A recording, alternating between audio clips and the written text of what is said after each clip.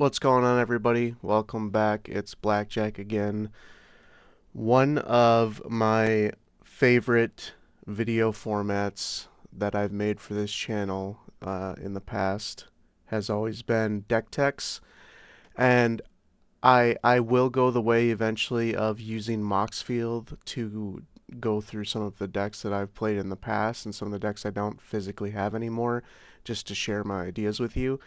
But I would like to physically show you the 10 decks that I do have and I play with right now. I'm not going through them in any particular order. The first deck I'm going to show you is Kami of the Crescent Moon. So this card has this deck has quietly become one of my favorite. It's Group Hug. I am not the one who originally built it, but I traded for it years back, and I've been changing it and upgrading it and molding it into something that I enjoy over the past few years. So I'm not going to waste any more of your time. I'm just going to, no transitions, no editing, just kind of spin you downwards so you can see the cards, and I've put them in piles here for you so we can go through them, and then I will also put the deck up on Moxfield so you can see there as well if there's anything that you missed. So let's get started.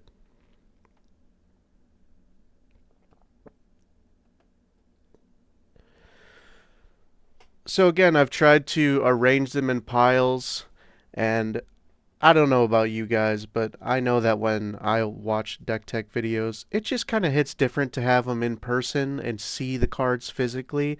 That always felt a little bit better to me, so that's what we're going to do today. Again, the commander, Kami of the Crescent Moon. So at the beginning of each player's draw step, that player draws an additional card. So this deck is quote unquote group hug. I am aiming to draw myself and everyone at the table many, many cards, but obviously I am going to use that to my advantage. Sometimes it doesn't work out. To be honest, most often it doesn't work out. Normally I garner so much card advantage for my opponents that I can't keep up and I cannot deal with what they're doing. But sometimes when I find the sweet spot where I can answer the big threats and still continue to churn out the cards, I can find a win condition. So let's start with the hug aspect. Kind of have this pile over here. We'll just go through card by card fairly quickly so this video doesn't take an hour. Ghirapur Ori, Howling Mine, Font of Mythos, Scrawling Crawler, brand new from Foundations, Temple Bell, Kumena's Awakening, Horn of Greed, Thought Reflection, Well of Ideas, Dictate of Krufix, Teferi's Ageless Insight. So, all of these cards are looking to draw at least one more on the upkeep for us and our opponents. This is the bread and butter of this deck. You need to have multiple of these going in order to actually win the game. But in the same vein, having multiple of these going is when it gets dangerous because your opponents also get a huge advantage. So next, we will go to this little section that I think quietly is the thing that buys us time. It's the thing that gives us a way to actually carry on through the mid and late game. This is one of my favorite cards in the deck, Silent Arbiter.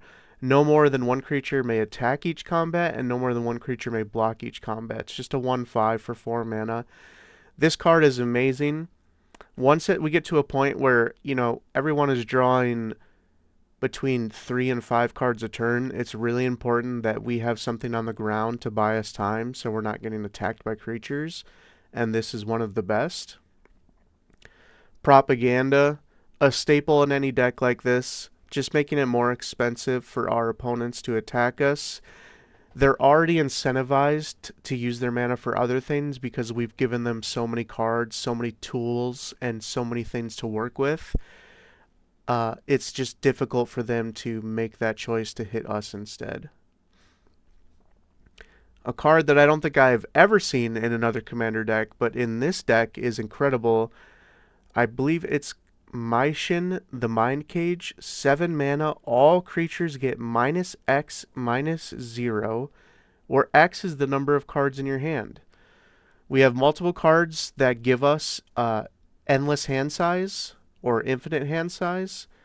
So this consistently, when I get it out on the field, is normally giving all creatures roughly -12, -0 if I had to put a number on it. Great card to buy us time, great card to control the board and make sure we invalidate essentially every creature out. A couple more advantage spells. Ominous Seas, a great card that just gets us a value over time and we don't have to invest a whole lot into it. It's just a 2-mana enchantment.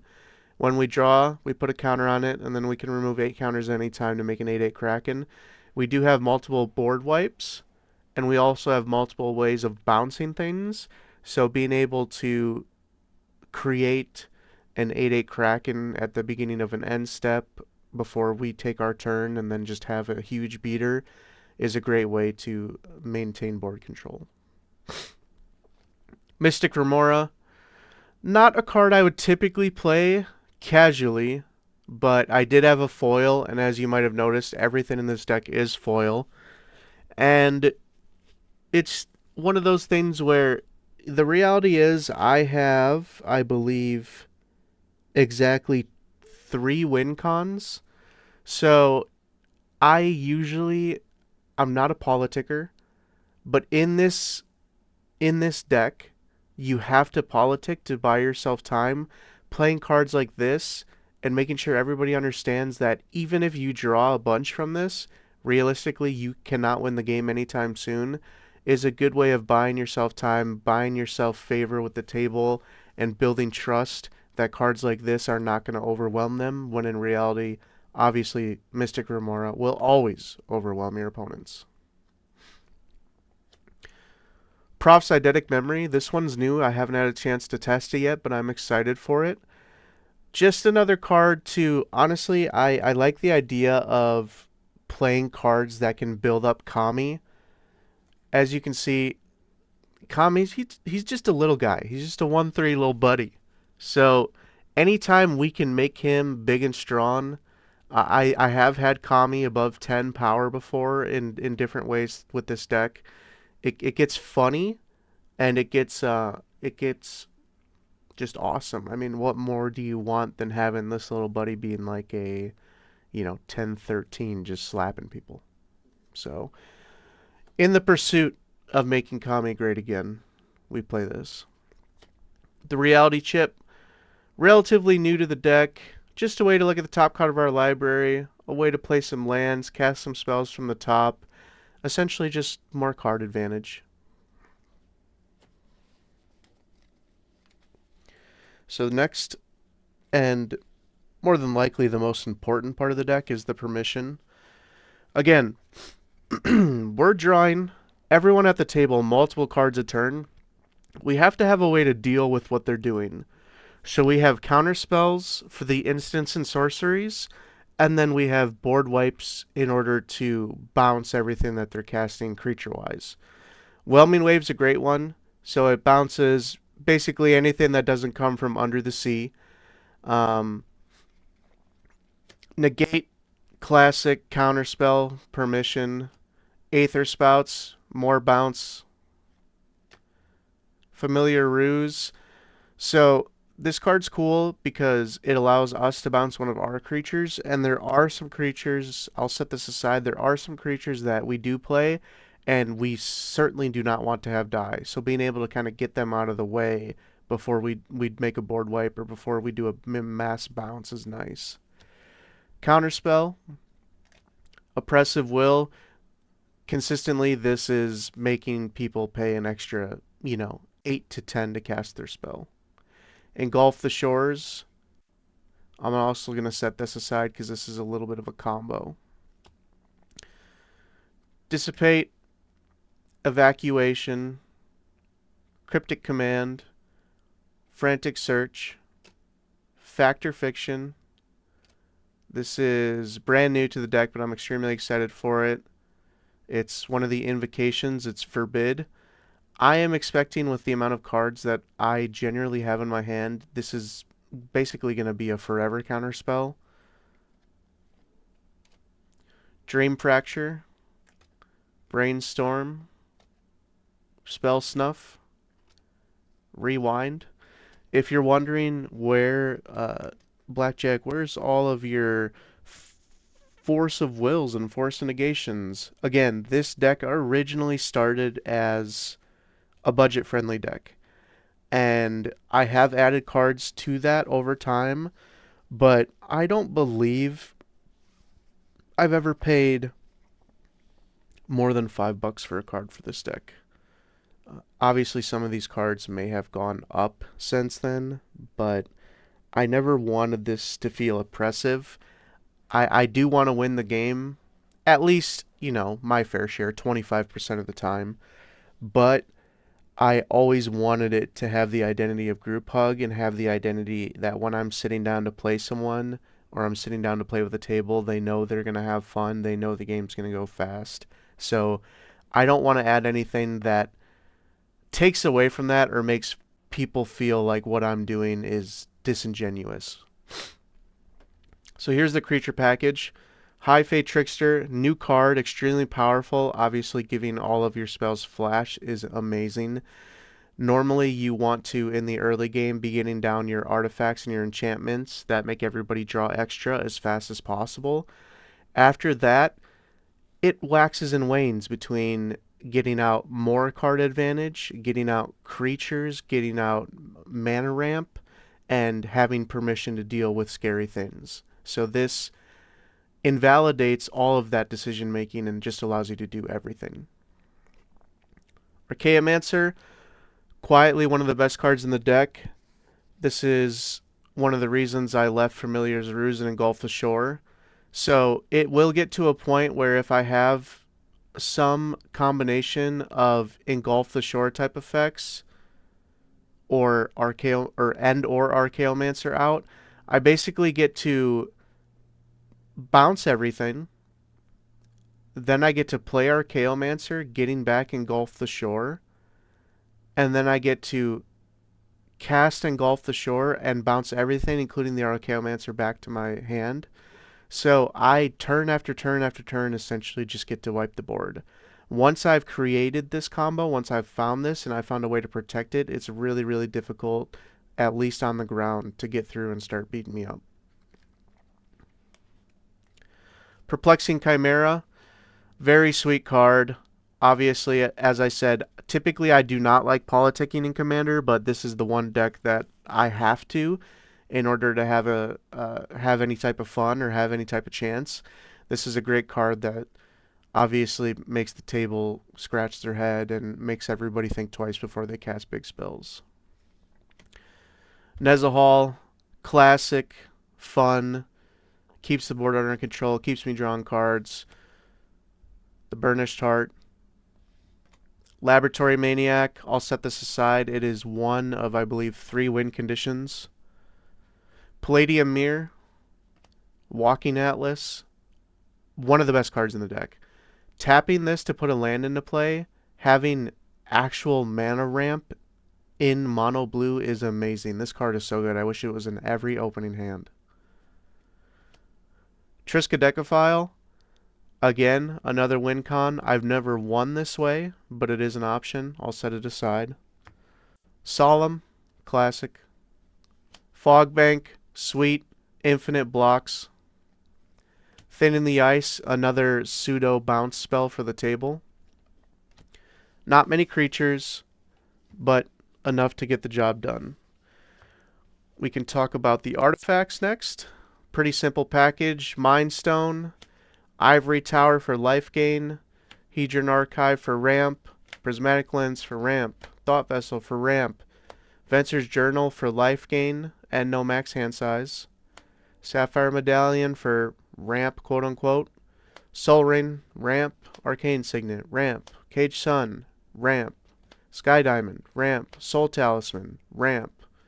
Not a good card, by the way. Just had a foil extended art and it was sweet, so I figured why not. Spellbook, 0 mana, no maximum hand size. Most people don't know this card exists. It's pretty cool. And Crawl Space, another one of those cards that should have gone in the other pile to buy us time. No more than 2 creatures can attack you each combat. The lands, very simple. I believe it actually started out with just 35 to 37 islands. I've made a few changes, but it is, as you can see, mostly just islands. We're not getting fancy. Again, this deck originally was budget. I'm not trying to play anything crazy. I'm not trying to break the bank. Just some sweet foil islands. I believe there's 30 of them. But again, you can check the Moxfield. Lonely Sandbar. It's essentially an island that we can cycle. Rivendell. This is relatively new. It's pretty cool. Just when you have extra mana laying around, you can scry. You will be drawing a lot of cards, but there's some times where, you don't necessarily want to cast anything, but you still want to have good card selection. Hall of the Storm Giants, just a cool beater to have around later in the game. Mirrored Landscape, more ramp for mono blue. Reliquary Tower, obviously. I would say on average, I'm having at least 10 cards in hand. Blast Zone, a little bit of a removal package, just in case anything comes up that I don't have a way of dealing with. Obviously, in mono blue, I have a difficult time dealing with artifacts, dealing with enchantments, dealing with planeswalkers. Cards like this can save you in a lot of those situations. Okay, almost finished. Here is the Planeswalker package. Jace, Architect of Thought, pretty much just a mini Fact or Fiction machine. Jace, Wielder of Mysteries, one of the other win conditions. And Jace Bellerin, just Party Jace, just another way of drawing everybody cards. So the 3 win conditions. Jace, Triskaidekaphile, and Laboratory Maniac. So, as you can see through the deck, I have no way of actually drawing all the cards at once. I have no combos, I have no Thassa Oracle, no Demonic Consultations. This is just genuine. I will draw all 99 cards of my deck and play one of these to win the game, or I'll die. Those are my only 2 options, and that's how I like it. Also, foil Thassa's Oracle's too much, so I figured I don't need it for this. So these are the 2 main win cons. And then Triskaidekaphile, as I said, I don't believe I've ever won with it, but hopefully someday that will change. So I look forward to hearing what everybody thinks about the deck. As I said, it's probably out of my 10 decks in the top 3 most enjoyable. The cool thing about playing something like Group Hug is you can sit down at any table at any power level and have a good time. And when I say any power level, I mean, 8 or below. Obviously, if you bring this to a table with people sweating, people playing 8s, 9s, and 10s, people who have combos, you're going to all die very quickly because you're going to draw the combo player an extra 5 cards a turn. And as it turns out, they're going to find their combo faster that way. So I recommend this for pre-con tables, for casual tables that are a little bit lower power, tribal. It's a lot of fun to play with tribal because, most of the time, these guys playing their dinosaurs and their vampires, they're just trying to have a good time. They get board wiped once and they're out of the game. You say, not today. I'm going to bring you back from extinction. I'm going to give you more dinosaurs to have fun with. So, can't recommend this deck enough. I would highly check it out.